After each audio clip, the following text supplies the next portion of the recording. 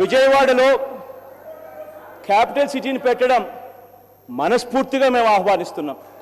రాజధాని విధులను 3 ప్రాంతాలకు విస్తరించడానికి నిర్ణయించడమైనది. To Visakhapatnam, which is going to be our capital. రాజధాని అది ఒక రాజధాని కూడి పెట్టేస్తుందా?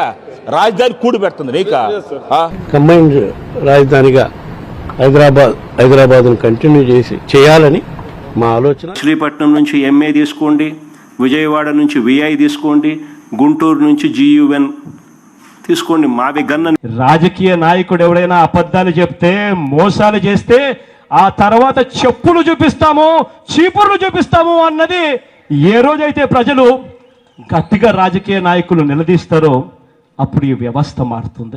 నాయకుల మీదకు కోడిగుడ్లు విసిరారు ఉండవల్లి రైతులు.